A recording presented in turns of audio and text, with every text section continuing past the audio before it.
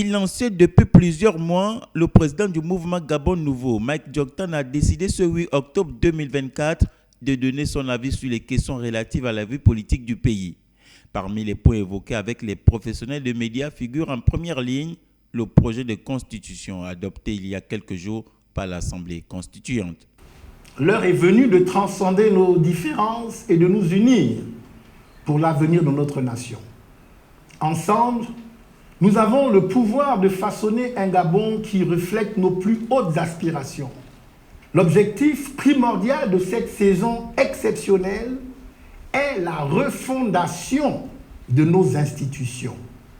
C'est à l'aune de ce critère essentiel que nous devons évaluer la réussite ou l'échec de la transition. L'adoption d'une nouvelle constitution est essentielle. Toutefois, je réaffirme, celle-ci doit être moderne, démocratique, cohérente, impersonnelle et intemporelle. La Constitution doit refléter les aspirations profondes du peuple gabonais. Elle doit incarner nos ambitions, nos valeurs et aussi notre diversité.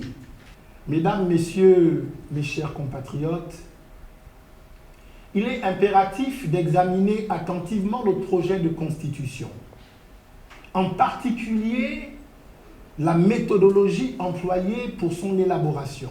Au cours de son exposé, le leader du mouvement Gabon Nouveau a décortiqué article par article pour justifier son inquiétude. L'article 13, qui semble restreindre l'accès à la propriété foncière aux seuls citoyens gabonais, laisse en réalité une ouverture aux étrangers via la création de sociétés. Cette disposition soulève plusieurs questions. En favorisant les personnes morales, nous risquons de créer une inégalité de traitement entre nos citoyens et les entités étrangères. Concernant l'article 52, sur la durée du mandat présidentiel, un mandat de 7 ans renouvelable une fois me paraît excessif, notamment dans un régime à forte concentration du pouvoir exécutif. Dans de nombreuses démocraties établies, les mandats sont généralement plus courts, quadriennal aux États-Unis, quinquennal en France. L'article 53, qui définit les conditions d'éligibilité à la présidence, soulève également des questions. Les critères, notamment en termes d'âge, d'origine et de statut matrimonial, semblent non seulement restrictifs, mais également dangereux pour notre démocratie.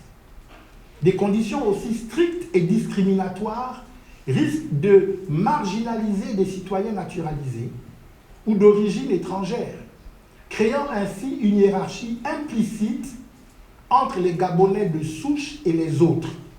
Pour le président du mouvement Gabon Nouveau, ce projet de constitution ne peut donc être accepté sans de profondes révisions. Mike Dioktan appelle donc à nouveau à une correction des dérives qui devrait sans doute garantir une constitution équitable, moderne et inclusive, respectant les droits fondamentaux de chacun.